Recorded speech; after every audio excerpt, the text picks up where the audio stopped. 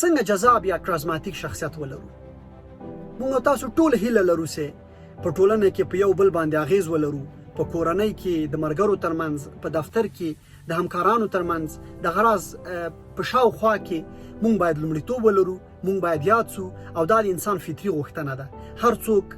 دا هڅه کوي چې یو ښه شخصیت اوسي، یو جذاب شخصیت اوسي او د کاراکټر داسې وایي چې نور یې خوښ کړي. د همدې لپاره تاسې که چیرته د کرازما یا د کرازماتیک دا کلمه په ګوګل کې یا بل هر ځای وپلټئ، تاسې ممکن مختلفې لارې او طرحې پیدا کړئ چې د هغې له مخې به یو ښه کرازماتیک شخصیت راخپل کړای شي. زه په نننۍ ویډیو کې البته خپل ځینې وړاندیزونه تاسو ته لرم چې که چیرته کار پرې وشي، د وخت په تېرېدو سره ممکن موږ یو ښه کرازماتیک یا یو جذاب شخصیت اوسو. تر ټولو مخکې په اروايي بحثونو کې کله چې د شخصیتي اختلالاتو بحث کیږي، هغلته خامخا د کنفیډنټ خبره به راځي، هغلته به خامخا د په خپل ځان باندې باور خبره راځي. پر خپل ځان باندې باور لرل څه معنا یې دا ده چې مونږ کومه خبره کوو، مونږ کوم فعل ترسره کوو، مونږ حتی چاته مشوره ورکوو، مونږ باید دومره پر ځان باندې باور ولرو چې د هغې ښېګڼې او بدګڼې باید موږ ته معلومې وي. که مونږ په خپل ژوند کې هر فعل ترسره کوو، هره وینا لرو، د هغې باید مسؤلیت واخلو او ونه ډار سو ترې. که چیرته خدای مکړه زه دا خبره کوم، ماته به دا تشویش راولویږي، زما به دا کار خراب سي، احمد به خفه سي، محمود به خفه سي، مونږ به له دغه اړخه باید په خپل ځان باندې باور ولرو. دغه راز زموږ په اړیکو کې هم باید دومره مطمئن اوسئ، مونږ که هر چا سره تعامل کوو، مونږ باید له خپل تعامل نه خوښ وو. مونږ باید مونږ سره دا تشویش نه وي چې زموږ له تعامل نه نور خلک ناراضه کیږي، نور خلک بد وړي. له همدې امله په خپل ځان باندې باور لرل له دې اړخه باید ډېر زیار متکي سو، کوشش وکړو تر څو مونږ په دې برخه کې جرأت وکړو چې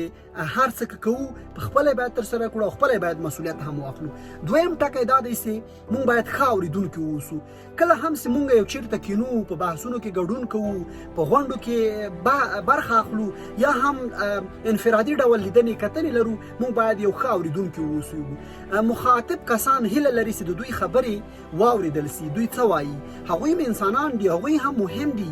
سره له دې چې مونږ ته ځان لومړیتوب لري، ولې دوی هم د انسانانو په توګه باید موږ دوی واورو. او کله چې ته کوشش کوي چې د دوی خبرې واوري، د دوی نظریات واوري، دوی دا خوښوي چې ته یو مهم شخصیت یې، ته مهم جذاب شخصیت یې، ته یو کرازماتیک شخصیت یې چې د دوی خبرې اوري. د انسان فطري غوښتنه دا هم ده چې ډېر وخت خبرې وکړي، اما هنر دا دی چې موږ ډېر وخت خبرې واورو. دا خبرې اورېدل تر ټولو هغه مهم هنر دی چې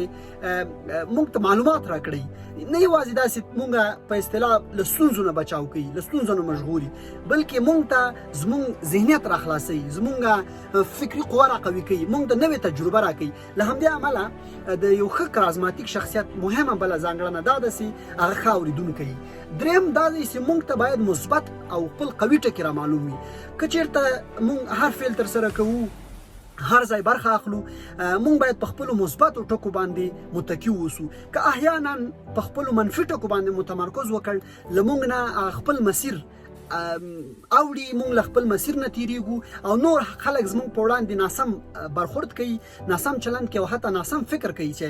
مونږ د یو ښه شخصیت یا جذاب شخصیت لرونکي نه یو. خو که چیرته زمونږ مثبت ټکي مونږ ته په خپله معلوم وي او په همغه باندې تمرکز وکړو او پرې وویاړېږو، نو زمونږ به هره چاره سمه، زمونږ به فعل سمي، زمونږ به خبرې سمي او زمونږ به تعاملات هم څنګه او ښې اړیکې به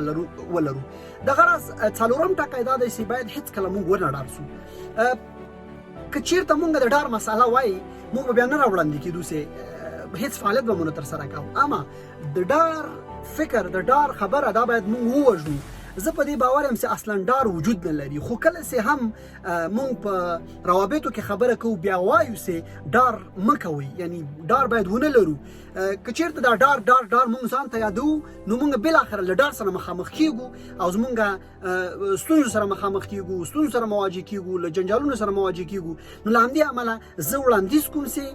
د جذاب شخصیت اوسېدو لپاره مه ویرېږئ. کله چې تاسې په خپل ځان باندې باور ودرلود، خپل مثبت او قوي ټکي درته معلوم او دغه راز په هیڅ فعالیت کې نه ویریدئ که مسؤلیتونه در سپارل کېده که هغه هر څومره سختو شرایطو کې مو کار کاوه نور خلک فکر کوي او د هغوی زړه در سره نیول کېږي هغوی ته تاسو یو مهم او جذاب شخصیت ښکارئ ځکه ورته ښکارئ چې تاسو د یو انسان په توګه ټول مسؤلیتونه اخلئ او هیڅ کله نه تسلیمیږئ او ویره هم نشته در سره دغه راز مهم ټکی دا دی چې د جذاب او د ښه شخصیت اوسېدو لپاره هغه دا دی چې تاسو هیڅ کله جدي مه اوسېږئ یو ټولنیز شخصیت هیڅ کله جدي نه افعال که ترسره کیږي د دوی په وړاندې مختلفې کړنې که ترسره کیږي که هغه ښه وي که بد وي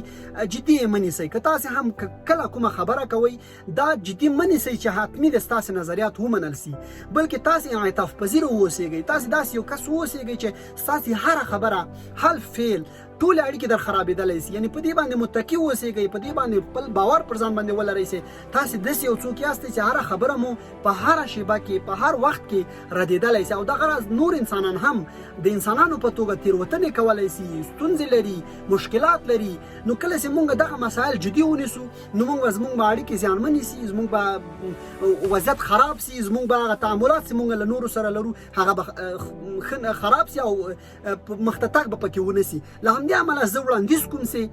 موږ باید دومره جدي نه اوسو ټولو شیانو ته په جدي توګه وګورو هله دا باید حتما همداسې وسي هله دا باید حتما همداسې وسي موږ باید مطلقه خبره ونه کړو او نه باید مطلق افعال ترسره کړو نه موږ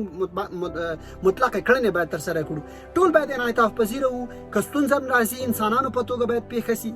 بالکل